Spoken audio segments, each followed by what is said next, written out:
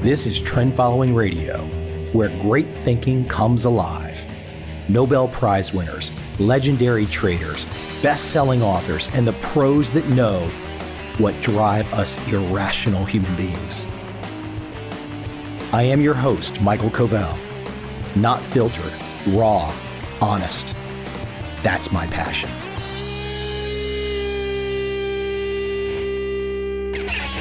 When I saw the title for my guest today, his newest book, when I saw that title, I thought to myself, awesome, awesome, awesome, awesome. Because there's a word in the title of my guest's new book, my guest, Christian Busch, a word that I just love. The title of the book, The Serendipity Mindset, the art and science of creating good luck. Serendipity is the only reason I am here. Serendipity has got to be one of the greatest words in the history of the English language.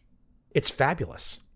That magic something that can just happen in an unexpected way if you're ready and prepared for it. Now, that might not be the exact definition, but it's kind of my working definition. Because let's face it, even if you think what I'm about to say is wrong, you're wrong. Good luck isn't just chance. It can be learned. It can be leveraged. That's where my guest today, Christian, goes. How do you find the good luck? How do you make your luck? What do the best do to get the luck? It's definitely technique. Now, of course, when we use the term luck, well, yeah, you can't control it, but you can put yourself on the right side of serendipity. You can put yourself in a position to benefit. Again, that's technique. Without any further delay, let's jump right into my conversation with my guest today, Christian Busch.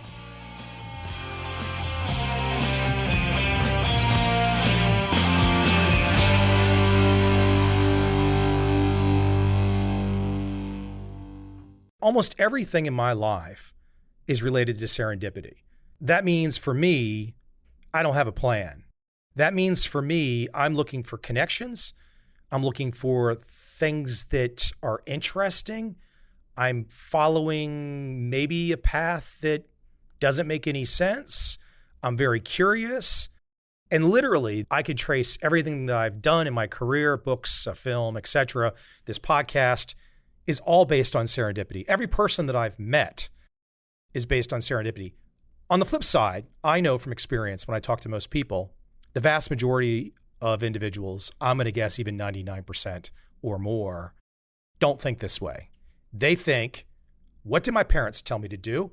What am I supposed to do? What does the school system tell me to do? When I'm finished all that, I will then get the job I'm supposed to do. I'll get the gold watch I'm supposed to get, and I'll die when I'm supposed to die. Literally, people go through their life like this without ever understanding the word serendipity, yeah? Absolutely. And I think that's coming from Germany, where this is exactly the way you grow up. I can completely relate to that idea that at the end of the day, we try to plan everything out and we try to map everything out, but then the unexpected happens, right? And it shapes essentially our life. The way we meet the love of our life, the way we meet our co-founder, the way we invent things, up to 50% of innovations coming from that and inventions. It's exactly this. And I think that's what I find so interesting, that once we realize that some people like you do it intuitively and intuitively kind of in a way see how you can turn the unexpected into positive things, essentially then we can learn what the patterns behind it is and really kind of develop this science-based framework for turning it into positive outcome. Let me keep it at Germany for a second.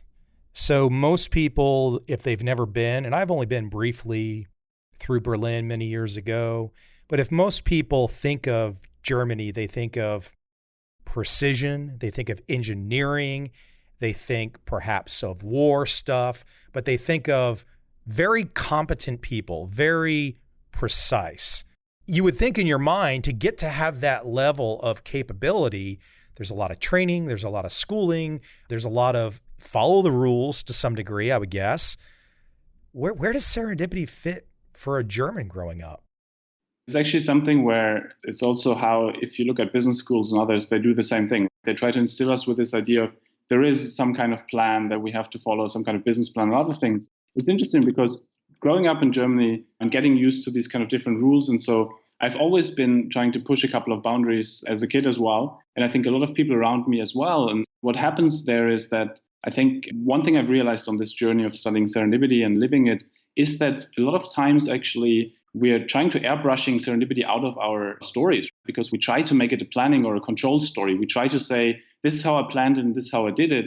But a lot of times this is not how life happens. I think this is the interesting thing also where it fits in is to say, hey, look, at the end of the day, yes, there's all this kind of planning we do, but actually what is much more effective is in a world of uncertainty that we're facing at the moment, especially, we need to build this muscle for the unexpected that allows us to actually navigate this world. And so it's in a way complementing this old idea that, hey, yes, we have to have some kind of sense of direction, but at the same time, we need to be open to the unexpected, because to your point, that's where the real interesting things happen. But we're asking the vast majority of the population that are perhaps afraid of exploration, afraid of taking chances that might take them out of being aligned with their family and friends, and asking them to do something different, to think a different way, to imagine. I mean, look, for example, I think actually, gosh, it's been a long time. It's been over 20 years since I've been to Germany. I remember the first time that I went, and it was to Berlin. I was going to a conference on trading. I didn't know anybody there, but I knew I needed to get to that conference because there was going to be people there that I might meet. Literally with not much money, not knowing a soul, I got on a plane and went to Berlin and didn't know a soul. It was the chance to get there, to connect, to maybe meet one of those people I thought might be there. And I was willing, that felt completely normal to me. I talk to people all the time. That's not normal thinking. I know I'm weird. That's serendipity thinking, right? The interesting thing is I started out with this journey thinking, oh, great, I write this book and kind of try to understand practices. And then those people who do it already have a couple of more tools to do more with it. But what I realized is that the actual real mindset change comes with those people who might not yet believe in it or who might not yet feel this is their kind of way of life. For example, I mean, I lived in London for 10 years. I was at the LSE before, where I would be for 10 years in an environment that is essentially focused very much on what we just talked about, the idea that people have relatively okay lives and they plan things. What I found fascinating is when interacting with people who said, well, do we actually need serendipity in our lives? And we made a deal, essentially. We said, you know what? Let's do a couple of small changes in your daily practices. So, for example, let's do something like next time someone asks you this dreaded "what do you do" question, essentially answer with a couple of hooks. Just say, I'm in tech entrepreneurship, but what I'm really excited about is reading the philosophy of science and playing the piano. What you do here is you're giving people 3 hooks where they could be like, oh my God, such a coincidence. I just started hosting piano matinees. Why don't you come by? Or such a coincidence. I just started a philosophy of science club. The point here is by making small behavioral changes, then you can integrate serendipity into your lives. And the idea there was to say, if you do that with people who are not used to it, for example, a couple of my colleagues, they came back after 2 weeks and they're like, oh my God, I didn't know life can be so joyful. I didn't know there could be these kind of things that I always thought would be anxiety enhancing, which is change, which is things that are unexpected. But essentially, I didn't know that this can actually be something that's on my side. And I think that is the beauty of serendipity, I think also in the way that you've described, that in a way, serendipity means we can create more meaningful accidents, but also we can make accidents more meaningful. And I think in a world that is so fast changing, that had a lot of crises, seeing something in the unexpected that we can derive meaning from. I had COVID in March, and it's these kind of periods where like, wow, this is a tough period where essentially you try to find meaning in that. And I reread Viktor Frankl, this wonderful book, Man's Search for Meaning. And it's really this idea that at the end of the day, when we start finding meaning in every situation and every conversation, it starts happening that we see potential dots we might not otherwise see. I might have a different take on this than you. You might look at this as more iterative, as a way to help people that are already in an established existence and they can make small changes.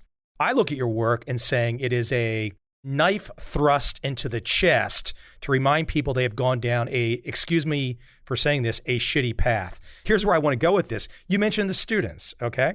And I'm curious, I think I know the answer, but let's face it, the vast majority of students that are getting into the best schools around this world absolutely do not live serendipity in any way, shape, or form. Because to get into those best schools, they either have to be born with 1600 SAT skill, or they have to spend every waking hour in some kind of like sausage conveyor, Pink Floyd The Wall conveyor belt, learning every step of the way in a pre-programmed way to get to the university, to get out of the university, to get a job. So the question becomes, really, we are facing a situation where if you want to get people over the serendipity hump, doesn't it really require kind of rethinking K through 12 and rethinking college, et cetera? They've got a big burden to go ahead and get to the point where they can understand serendipity from your perspective. That's essentially exactly why I think this is also systematic and a systemic question, right? In terms of saying, how do we think about both the question of what success means? Does it mean we go a kind of predefined career path and we can know everything and assume we can know everything and put people into that mindset? Or do we say at the end of the day, we need to give people the life skill to be able to cultivate serendipity and essentially let them also discover what could be best for them, what is most aligned to them, what is something that really works for them? Because a lot of times, to your point, we put people into boxes because that is essentially, quote unquote, the easiest way to, as a parent, for example, you think it's the easiest way to enable your child to go through a certain kind of good life. But that depends on our definition of a good life. As you say, a lot of people might look back after 50 years and say, yes, I followed all the steps that I was supposed to follow, but maybe that wasn't really me. And I've always been fascinated by these kind of questions around deathbed regrets, that people don't regret that they were not as productive or whatever. They usually regret that they haven't lived the life up to what they could really have done, who they could have been, and true to their values. And I think the beauty of serendipity is that it allows us to essentially see the potentiality of who we could be. And I completely agree with you that the interesting thing about this is to say, how do we essentially design education systems, companies? So I do a lot of work with companies, especially, and with educational institutions around the question of how do we bring curricula into a direction where we realize that at the end of the day, it's almost like a Socratic approach, where it's more about getting people to learn to ask the right questions, because that then puts us onto trajectories that helps us more, but also assessing people differently, not only assessing them based on exactly these kind of memorizing things that in a fast-changing world where you can retrieve information from everywhere are not the key skills you need for tomorrow. The key skills you need for tomorrow are the skills that are in that kind of serendipity mindset around seeing something in the unexpected, but also, again, having the kind of emotional capacity, overcoming a couple of the things that hold us back to really also act on those kind of new opportunities. You mentioned being put in the box, but let's face it, a lot of people put themselves in the box as well. A point here that you make in your work, you talk about, I'm not sure if it was you or someone else or just an anecdote. You talked about being, I think, a teenager and lots of energy and nowhere to go. And that really struck me because I was thinking, well, okay, what was I like at 16? I was a lot of energy and nowhere to go. I was the consummate skeptic. I was like, okay, if you're telling me something is A, you better be able to prove that it's A, because if you want me to believe A is true on faith alone, that doesn't work. And I think what's really interesting is we get to this kind of big philosophical point about why people might have a hard time with serendipity. It goes back a long time because, you know, that kid who has a lot of energy and nowhere to go, a lot of adults might know that that kid has something. They might recognize that that kid is not willing to accept the system. They might recognize that that kid wants to break out. But I'm firmly convinced of this. In society, family, friends, parents, brothers, sisters, if there's somebody who's kind of poking out and breaking out, they'll put him down. They'll hold him back. A lot of it is just, frankly, jealousy, because they detect in that person a lack of fear that perhaps they have. So instead of embracing that person's lack of fear, they just want to bring them into their circle of fear, so to speak. It reminded me of Ken Robinson, who used to have this beautiful line around how education, in a way, the education system gets us out of creativity a lot of times, because in a way, creativity relies on this idea of being a bit more comfortable with things that are new, that are not there yet. I find it interesting because at the end of the day, if you think about some of our studies that are around people who, you know, run big companies or have like are wonderful entrepreneurs, so essentially people who are extremely inspiring and purpose-driven, when you look at the patterns behind this, a lot of times they had these kind of periods in their life where people might have considered them to be a bit crazy or a bit different or a bit XYZ because of exactly what you just mentioned, that in a way, I think we might a lot of times find comfort in having control of mapping everything out. But also a lot of times what you'll see is, of course, that some of us might have an illusion of control and might kind of grab onto this. And I think one of the interesting things that came with COVID, of course, is that I think COVID was an interesting reminder that at the end of the day, everything else. The unexpected happens all the time. And then what's interesting, of course, is that if you see breweries that become hand sanitizer companies, or if you look at how snow cannon businesses realize that they can use that for like literally sending disinfectants around. And the interesting thing is that that is exactly where I think that mindset becomes most important then, when you have necessity-based situations where it's not a nice to have anymore. It's in order to thrive in a world that is changing so fast, this is literally becoming the key skill. And I think we can learn a lot from these kind of positive deviants who, in a way, have always done that in some way. But to your point, maybe they've felt less anxiety about it. It still gives me anxiety when I look at ambiguity, when I look at fast changing things. It's imprinted in me that I think, oh my God, I got to do something with it. But I think what happens is once you reframe the world towards saying, oh, okay, not necessarily what is the problem here, but what is actually still in this situation that I can do with it, then actually it's fascinating to see that most situations in life, when you look back, actually turn into something positive in the long run. And I think that is what I'm most fascinated by. Like, how do we reframe that away from anxiety to something that becomes our ally? A way that I like to think about this, you've got to be curious without expecting a return. And I got to tell you, from my personal experience, the vast majority of people, well over 90%, cannot take action unless they know the return in advance. They just can't do it. It's a fascinating mind block. I mean, for example, I've said this many times in this podcast. I'll repeat it for you because you might not have heard it. Right now, I'm talking to you from Saigon. I never expected to be here, but I came. I ended up here randomly on an Asian trip, and I realized, well, gosh, this can work. Do you know how many people in the last 7 or 8 years actually feel comfortable coming to a place like Saigon, especially Americans? They're not comfortable at all because they've seen too many Platoons, Rambos, Full Metal Jackets, and Apocalypse Nows, Da 5 Bloods, the new one, and they just are petrified.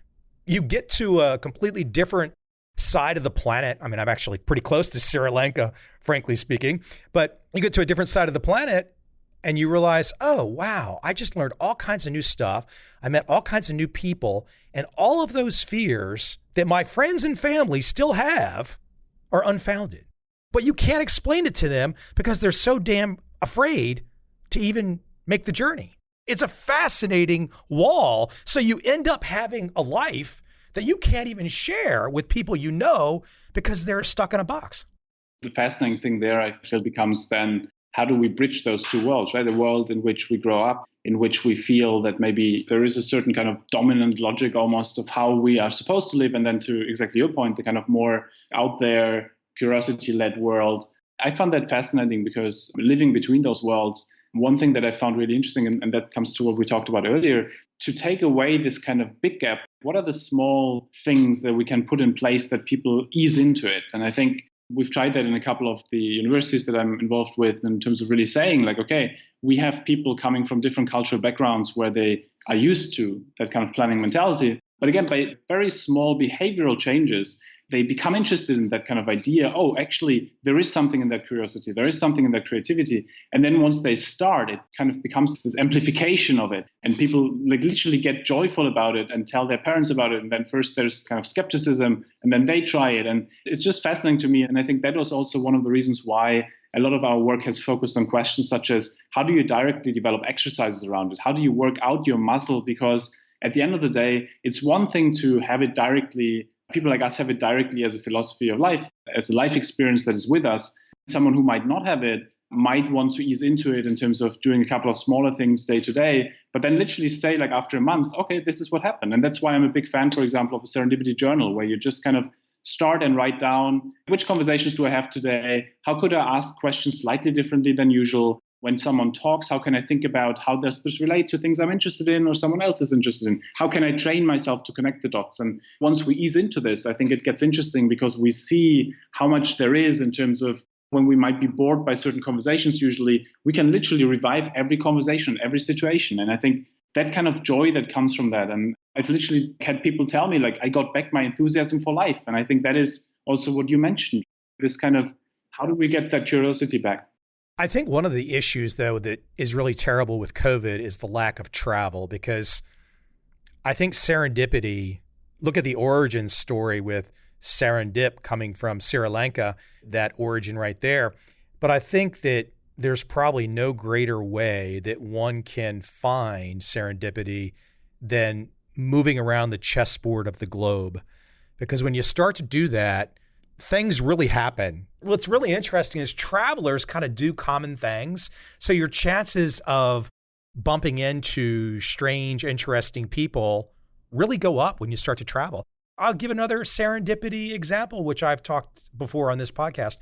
I was in the business class lounge at 12 a.m., Saigon, Vietnam, a few years ago, sitting with my parents, just waiting for our red-eye flight to Tokyo.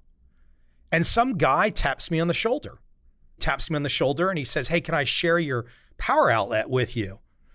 And I looked at him and I knew exactly who it was.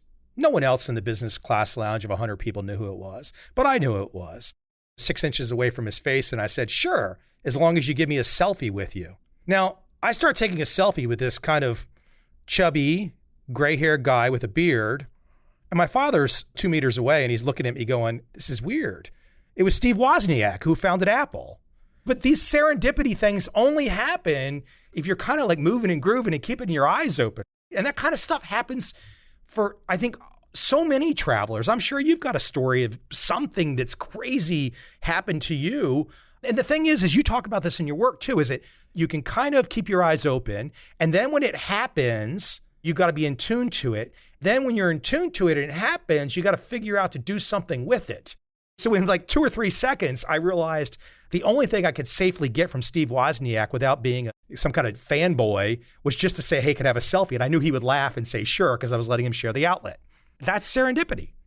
So to your point around travels, that this is exactly something where some of our work at the moment is actually thinking about how do you replicate that travel experience into your own life? For example, let's say, beautiful thing about a 30-day travel usually is you have all these new experiences and these kind of potential encounters with new people. How do you take something like this and build it into your day-to-day at the moment? Maybe every day you go through a different street, go into a different coffee shop, talk with different people in the grocery, whatever it is, building something in that tries to replicate as much as possible from this. But also to your point, and I think the more important fundamental thing behind it is really this idea, how do we open ourselves up to this kind of smart luck? There's a lot of amazing studies on creating luck actually for yourself. One of my favorites actually is this experiment where they take one person who self-identifies as extremely lucky and someone who self-identifies as extremely unlucky.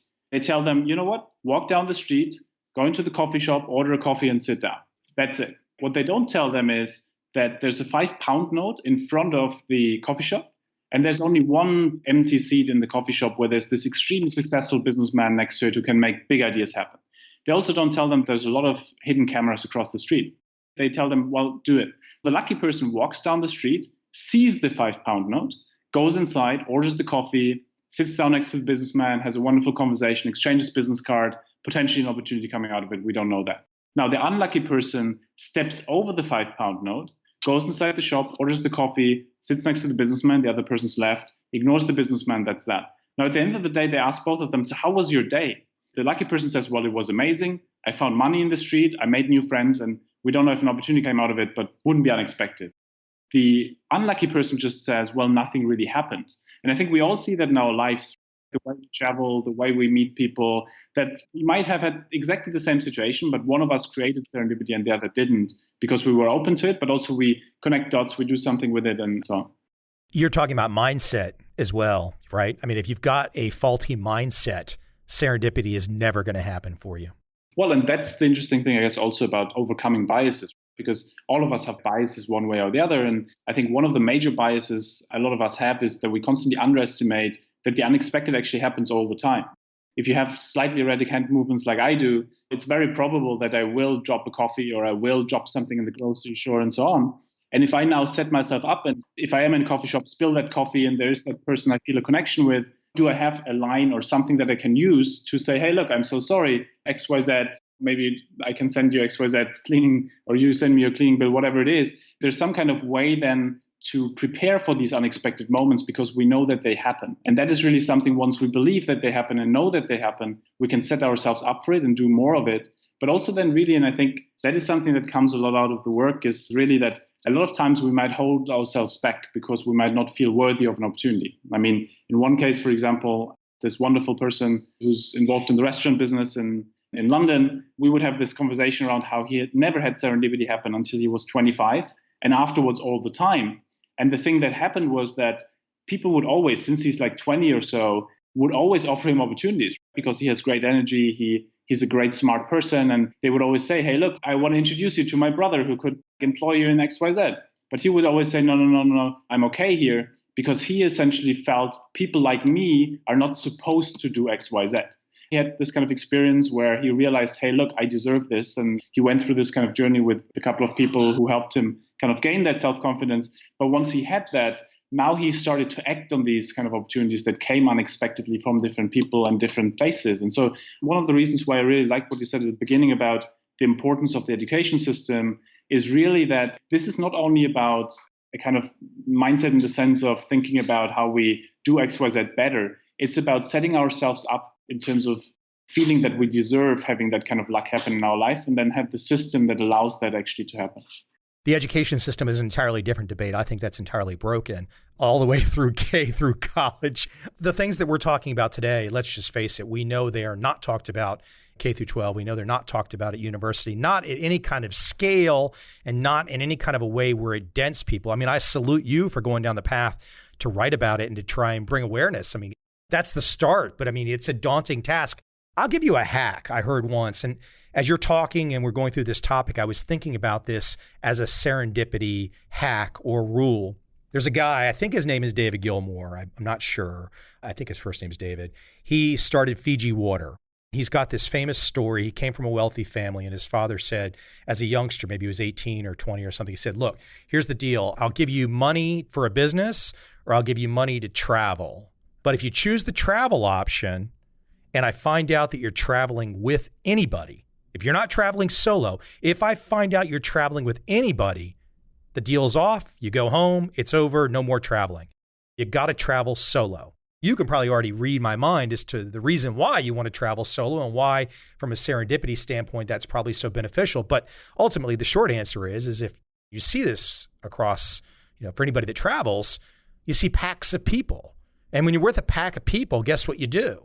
You're looking at the pack of people. You're not open to serendipity because you're focused on the friends and family, et cetera, et cetera. You go do a vacation in XYZ Asian country or XYZ European country, and if you're with friends and family, you come home, you've never met a damn soul. That's a great example also, I feel, in terms of what is the discomfort we allow? Is it the discomfort of maybe meeting a stranger? Even if you're an extrovert person, it is kind of meeting new people, putting yourself into new situations and so on, obviously has a huge benefit. But one of the things that's interesting there also is if you look at serendipity also as that kind of process of really making sense out of things. In a way, if you are someone who probably has a lot of serendipity happen in their life, a lot of times we might also need someone who kind of helps us make sense out of it. So in my case, for example, I have a wonderful partner who I would have that kind of unexpectedness happen, but then I need some kind of reflection space. I need someone who actually makes sense out of it. It's interesting also the kind of people we go traveling with. Is it a groupthink type traveling, to your point? Is it a group where we stick with that group? We always hang out with them. We don't change how we think about the world. We don't see new things. Or are we traveling with someone who's similarly curious, who maybe even helps us connect dots, who helps us kind of see something? And I feel like that is so much about this idea that we all have people around us who seem a bit luckier than others. Really also associating with people or spending more time with people who seem to have a bit more luck, because it also, in a way, subtly trains us to look at the world in similar ways that actually make us also a bit more happy. So I'm in two minds there in terms of saying, on one hand, we certainly definitely want to not go into this group kind of thing. And I think it's a beautiful example to say, like, hey, look, go traveling solo to figure that out. And on the other hand, how do we find people around ourselves who are similarly curious, who can actually then even add to that and even create more luck with us because they are opening our eyes to new things we might not have seen yet and we might not see. Agree to disagree on this one. Or at least I think that there's the initial level. I mean, we all fly alone, ultimately. We all die alone. We all end up alone. I mean, that's how it works. There can be, if I listen to your logic, if I listen to your thinking, I can imagine, yes, you want to have those common thinkers, those common adventure seekers, those common serendipity seekers around you. But also there is for sure here a solo thing that has to take place, meaning I don't think anybody can just kind of like start down the serendipity path if they've not been going the serendipity path and say, well, let's do it as a team approach. There is some part of this that has to almost be the learning process, some kind of DNA rewiring that occurs solo.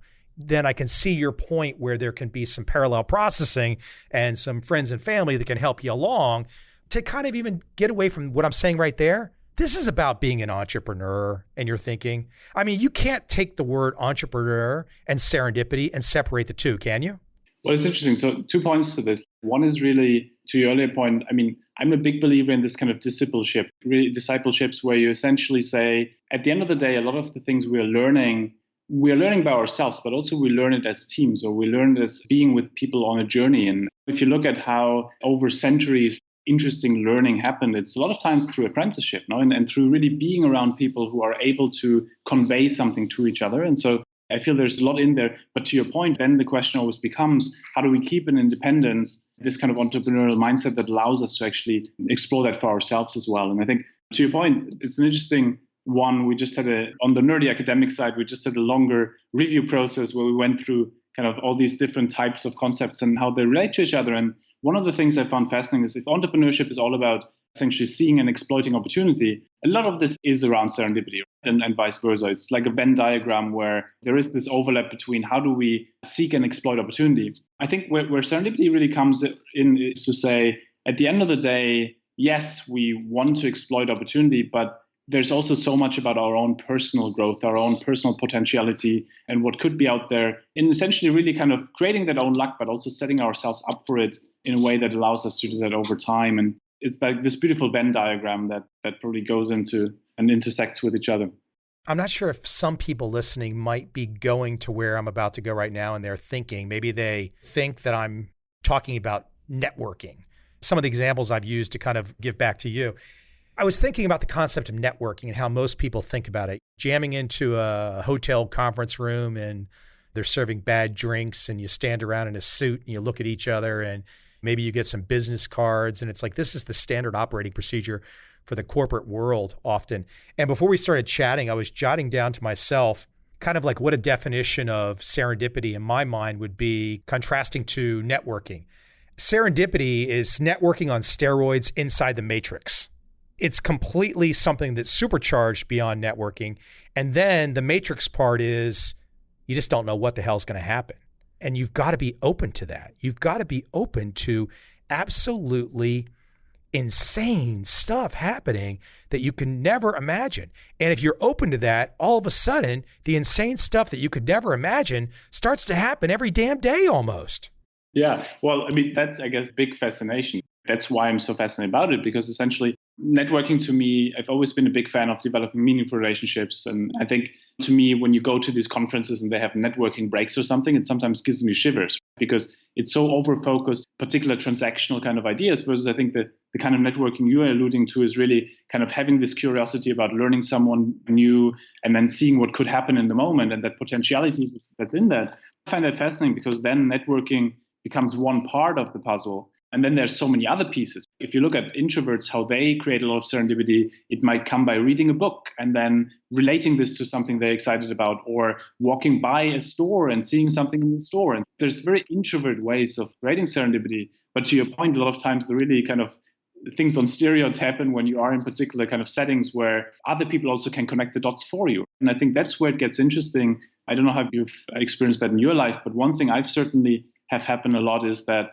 in a way, a lot of times serendipity happens to me because other people are bringing it to me because I've brought it to them in the past and vice versa. And so it's really this idea that in a way, when we're setting ourselves up for almost like a kindness dynamic where people want to connect dots for each other because essentially they feel goodwill towards the person, they feel gratefulness towards the person and so on, then it happens more. And so I think there's a lot in that idea that the way we interact with people and the way we allow other people also to have their own serendipity actually then brings a lot of serendipity also back to us. I'll give you two examples that have happened to me. This is such a fun subject. Once again, I feel like my whole life is the word serendipity. Twice in the last 2 years, I was giving a speech. I understand everybody might not have a situation where they can give a speech in their career. And look, there was a certain point in time where I was never giving speeches. I never expected to be giving speeches in Asia. And this was not on my docket. This was just something that happened. But twice in the last 2 years, once in Hong Kong, once in Beijing, I gave presentations. And when I give presentations, you can probably guess I sound a little bit high octane like I do now. So you give the audience in 30 minutes something where hopefully they feel something. They feel something. And to me, as someone giving a speech or a presentation, it's like fishing. I don't know who the hell's in the audience most of the time, but I know if I'm at Hong Kong or if I know I'm in Beijing and I know I've been invited there and I'm giving a presentation, I'm making some assumptions. There could be some interesting people in those audiences. So the 2 times with me, I gave presentations, and afterwards, kind of to your point, 2 different times, people came up to me. They ended up being, one, a 77-year-old British guy, a vice chairman of a very large fund. We became buddies, communicate all the time still. The other guy is one of the most prominent political analysts or broadcasters. Everyone would recognize his name in the States. And he was kind of in Beijing on a low-key event. It was just so interesting that I only got to meet them is because I was just giving energy to the audience and they came up to me afterwards, which I think kind of is going to what your point is. Absolutely. And it's a really interesting example because putting something out there, that energy being that content and other things, is exactly that kind of invitation. What I find fascinating is because sometimes you would have people who say, oh, but I don't have that kind of audience or I don't have that kind of platform. And that always reminds me of, so a lot of my work is with people who come from less privileged backgrounds, either in Kenya, in very impoverished areas, but also even in London's kind of less privileged kind of quarters and so on. And one of the things that we've started doing with people who don't have a network yet, who don't have a platform yet, some of them just coming out of prison, having a really rough kind of time finding jobs and everything else, is literally to say, hey, look, build your own audience by, for example, let's say there's an open event at the London School of Economics or RSA where there's this inspiring speaker. So let's say you're speaking, or there's a wonderful CEO speaking, or there's the president speaking, and there's 500 people in the audience. Now, the first thing you're doing is, after the talk is over, you energetically stand up so that they can't ignore you. Not too much, but in a way that, you know how people, when the moderator looks around, like they see the first person who like energetically stands up. So you're the first person who energetically stands up. And the way you ask the question is to say, thank you so very much for this extremely inspiring speech. It really resonated. So you make it all about the speaker. But then you bring in this half sentence that says, as someone who just went through XYZ transition, and so whatever you feel comfortable sharing, but just something that gives people a potential hook, some kind of something they can relate to. So as someone who just went through XYZ transition period, I was interested in your advice about XYZ. So again, you ask for advice, you make it completely about the speaker, but you build in this half sentence that's about other people saying, oh, actually, what always happens is after the speech, there's always 4, 5, 6, 7, 8 people coming to the person who asked the questions and says, hey, this is so interesting. My brother, such a coincidence, he just went through a similar period. Or such a coincidence, we were just looking for someone like you. The point here is we give other people the opportunity to connect the dots for us because we just created our own audience. And I think that logic applies to so many other places and ideas, and to the logic you just mentioned. Once we start putting something out there in one way or the other, and the same applies to digital as well at the moment. Just so I don't sound like some hoity-toity kind of guy who's giving speeches in Beijing and Hong Kong, and I think my you-know-what doesn't really smell, I'll take you back in time to 1996. 1996, I put up a 4-page website. 1996, October. This was a blog, my first blog. No audience, no contacts, nothing at all. Just putting curiosity out there. And plugging at it. I think people need to also keep in mind that if you are coming from one of those situations like you described, let's say somebody's really at bottom. Okay, well, anybody who's at bottom can create a 4-page website. Anybody who's at bottom can educate themselves to something they like, something that they find interesting. YouTube is a hell of a free resource. So I think ultimately that option still exists completely. That if somebody wants to build a brand, they want to build a platform, they want to go fishing, so to speak. Because if you build a brand and you build a platform and you get good at giving information or insights or analysis on something that you like, you're going to find people and they're going to find you.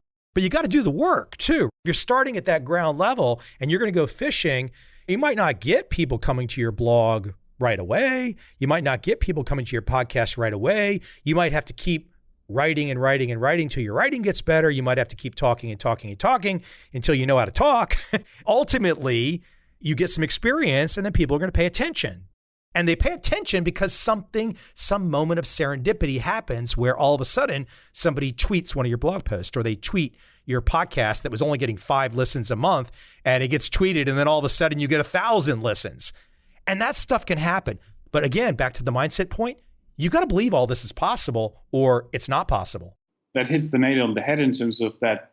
A lot of times we might think in terms of constraints. We might think in terms of, I don't have the budget to do X, Y, Z. Or to your point, nowadays, how cheap it is to put a website up, all the traditional barriers to putting yourself out there in a way are not really there anymore, right? In a virtual world where you can put yourself out there like this. And I think I'm a big fan of this organization in the Cape Flats in Cape Town, Reconstructed Living Labs, because they essentially, in the roughest of environments, with absolutely no budgets, they do this low income education business model where essentially they go into a community, train the trainer in terms of, hey, this is 5 ways of how you can do social media. This is 5 ways of how you can build your business. So very easy kind of education modeling. But what they're really good at is to say, when we go into a new community, we don't assume that people need something. We don't assume that we need to write a check.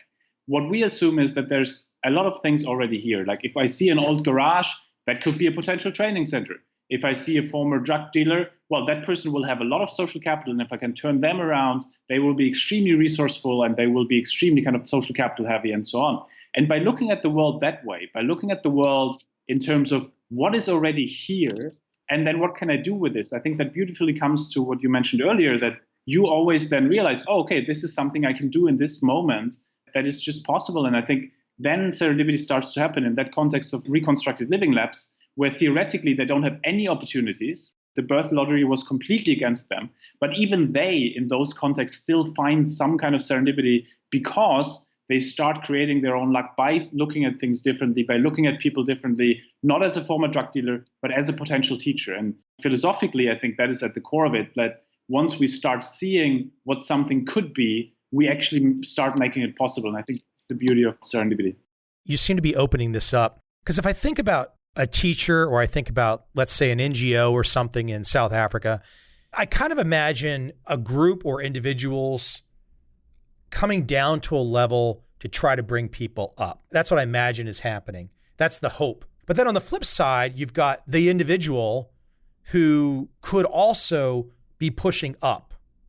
So I think that's the real challenge there, is that for me, at least in my personal experience, I think the best results from serendipity are going to come ultimately from the individual reaching up versus a teacher or NGO kind of with a scattershot approach to some degree, where you're trying to kind of come down to someone's level and bring them up. Your book title has got the word mindset in it. It seems like if we can have as many individuals as possible kind of having some kind of self-reflective moment to want this as well, to want this serendipity mindset, it seems like that's going to be more valuable in the long run than trying to bring people up to it. I think it's a combination of both. I think, though, that those that experience serendipity in a way where it happens to them on their own, it affects your DNA in a more intense fashion. Because when you do it, when you, so to speak, kill it and eat it, it changes you. I did that. There's some of that to it. In particular, those contexts also, I feel the dignity that comes from realizing that you can do it on your own versus someone coming in. I will never forget the first time. So I started working in Kenya around 12 years ago. For similar reasons, actually, I think we have a lot in common there in terms of also the curiosity of just exploring different cultures and trying to figure out what's different, what's the same. And one of the first people I met, who's now a dear friend of mine, I asked him, what is the question I, as the kid coming in here into a new context, should never ask you? And he was like, well, never ask me what I need first. Never ask me what I need. Because if you ask me what I need as a first question, you assume that I can benefit, that I'm your beneficiary, that I'm the kind of victim here that needs to be helped. But if you come in and say, what is already here? What can we do together? You can still uplift and XYZ, but essentially we're doing it from a symmetric level. And to me, that really resonated because I think a lot of the development efforts that I've seen fail over the last years and decades are based on this premise that we have to kind of take someone out of a context and then pull them up. But actually, to your point, that's a very passive thing from the receiver side, because now I don't have the feeling that I created that own luck. So now if I'm the father or the mother in a family, I feel I failed because I didn't do that. Someone else helped my kid out. So it's really this kind of idea of how do we build these different structures that allow people in the local context to create that own luck. And I think that's where it gets interesting, where the mindset itself then goes hand in hand with structural changes around how do we develop, for example, scholarships that not only focus on getting someone into a good school, but essentially help them also develop these kind of networks that help them with it, develop the kind of mindset that comes with it, and so on. And that's why I'm so fascinated by exactly those questions around the education system and so, because I feel it has to go hand in hand with that kind of mindset development. You bring up the examples in Africa. Of course, I know there is quite a bit of wealth in Africa, but there's also quite a bit of poverty. Quite a bit more poverty, for example, than the home country of yours, Germany, and the home country of mine, America. But what's really fascinating when I look at something like America is that we've got a situation in America where 50% of the population, 175 million people, receive some form of welfare. That's not a racial comment at all. That's white, black, everybody under the rainbow in America, 175 million people receiving welfare. So this whole notion of waiting for the something to come along versus kind of having that dignity to reach down and kind of pull the bootstraps up, so to speak. This is something that's a problem worldwide, not just necessarily on a continent like Africa, where we know there's some deeper problems, but in a so-called rich country like America, I mean, we've got a lot of folks that are waiting around for something to happen. And the thing they're waiting around for to happen is nowhere close to serendipity. And I guess that's where it gets really interesting also in terms of what can we learn from those kind of resource constrained environments. If we can say that someone who in Kenya's Kibera context, where it's literally the poorest area in the world, what are the models that seem to work there where the local community works together with the government, with others, rather than just the government trying to do XYZ initiative or doing other things? And to me, that comes a lot to exactly the question, what are actual inclusive ways that are community driven, that are really driven by locals rather than us setting some kind of parameters and giving resources and then exactly the point, not really allowing for the local community to really develop something sustainable on their own. And I think that is really a mindset shift also, I think, in terms of how we look at, if we look at a troubled community, I mean, here in New York, for example, where you have several parts of the city where it is getting slightly scary how much is happening in terms of crime and everything else. And if we kind of would learn from those contexts and say, you know what, at the end of the day, what is this all about? This is all about essentially people fighting for ways to be heard, fighting for ways to be a viable part of society, but people channel their energies in different ways depending on which outlets we have and that people are aware of. And I think what I've just been fascinated by in those kind of extreme contexts is that I think there's a lot of models we can learn from in terms of how, once we identify local community leaders and essentially turn them around as potential teachers, there's so much inspiration and hope that comes from that idea. Hey, if this person can do it, I can do it. And hey, here's a simple mechanism of how we can do it. And I think we are lacking a lot of times that interplay between developing local role models and helping them really thrive, and at the same time, simple mechanisms like this low-cost education methodology that essentially says, go out there and create your own luck. We are by your side. We have your back. And I think that kind of, in a way, I completely agree with you. We can learn a lot from those contexts. Even if no one has your damn back, the serendipity mindset works. If no one has your back, grit works. And I think that's even a safer way, from my perspective, for people to approach it. Don't assume anybody has your back. Don't assume there's going to be a resource out there. Can you figure it out on your own?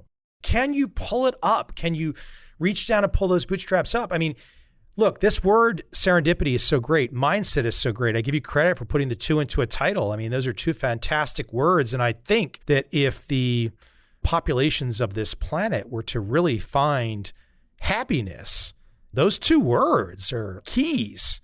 Because once you understand serendipity and once you understand that your mindset, once you lock on to that right mindset, and once you believe that serendipity is there, man, you're unstoppable. You're unstoppable then.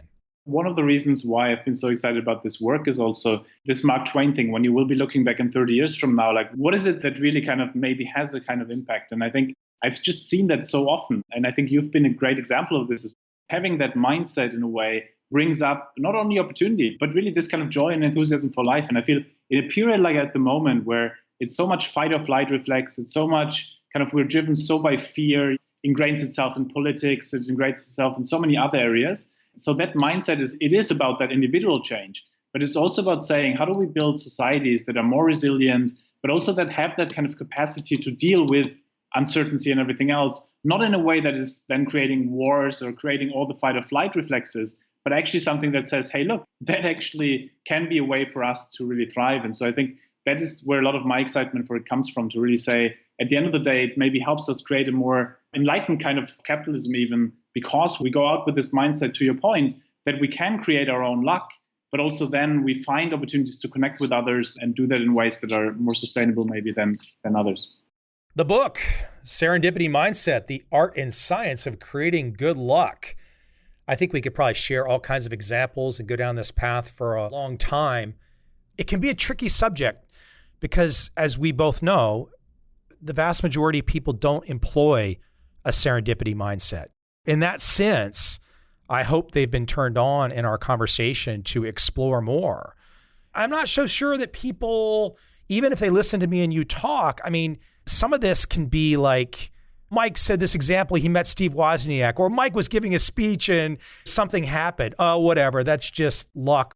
They don't get the point of your book, which is that's not really why it happened. It happened because somebody, it could be me, it could be anybody, somebody was navigating through the world with their eyes wide open. They'd had enough different experiences before to connect certain dots. And then when another dot happens, they connect it and they go down that path. They might not be a damn plan in the world. They just go down the path and something happens. And when you get rewarded for that something that happens by going down an unplanned path, man, your DNA is screwed. You can't go back. You're done. If it wouldn't have been Steve Wozniak, next time it would have been Jeff Bezos, to your point. It's essentially, when we look at our kind of CVs and try to kind of trace things back, it's exactly what you say. We see isolated examples as, oh, but that was so improbable. It was very improbable that you would run into Steve Wozniak. But because you're creating these moments, you will create more of those moments. I wouldn't be surprised if you would have that moment again with Jeff Bezos or someone else in a couple of, once the world opened up again. I think that's exactly the interesting thing. Once we get into that mindset that we realize, yes, the stories are very unique. The stories are very unique to who you are, who I am, and everything else. But then essentially the idea that there are these different types of situations that we create all the time essentially make it much more likable that these kind of constellation will happen again with whatever other type of person. And that is shaping our life. And I look at this crazy podcast. I mean, I started this thing in 2012. If somebody goes down the roster of my 900 plus episodes, I mean, who in the world ever expects to talk to all of those different names, all those different experts, all in assorted fields? I mean, it's just the whole thing is serendipity. None of it makes any sense. None of it's planned. You just wake up one day, next thing you know, now I'm talking to you, Christian. I mean, that's just the way it works. I feel there's so much in there also. So for people who are maybe easing themselves into that area in terms of saying, hey, look, how do I sit down, and delighted to learn more also when we have a debrief or so in terms of your own kind of, sense of direction or so, because it feels like you've been intentional in some ways around creating content and going into a certain direction, and then extremely open to the unexpected where it leads you. And I feel when we do a lot of our work with senior executives, a lot of times they have exactly this mix between, if I'm running MasterCard, I have an idea that I want to lift 500 million people into the financial system by giving them access to the credit system. But at the same time, I don't know exactly how that will work. I will have to run into Hilda in Cape Town to then learn what way could be most exciting. And I think that is essentially what makes it interesting, that if you look at people like Paul Polman, people from the outside think, oh, he's always distracted. He's always running Unilever and he would always do new projects. And people would say, is he really focused? And he actually was extremely focused. He was extremely focused on his North Star and on his sense of direction of saying, I want to help people who can't help themselves, and I want to use this platform to do that. If you come unexpectedly to me with a thing that relates to that, let's make it happen. If not, I'm sorry, I will say no. And I think that is also beautiful as a filter, right? To really say we can't take on all the unexpected opportunities that are coming our way. But if we have this sense of direction, it helps us connect the dots towards that. It makes it even more joyful and sometimes leads us into a completely different direction. And that's beautiful too. But it's really kind of that intersection that's so interesting.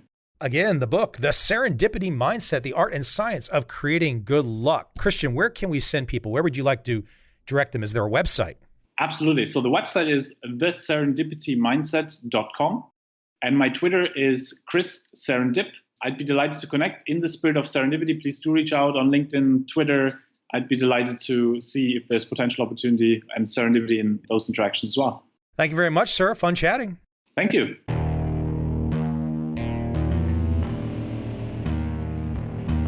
I see a time when those awake will understand how to make money in up, down, and surprise markets.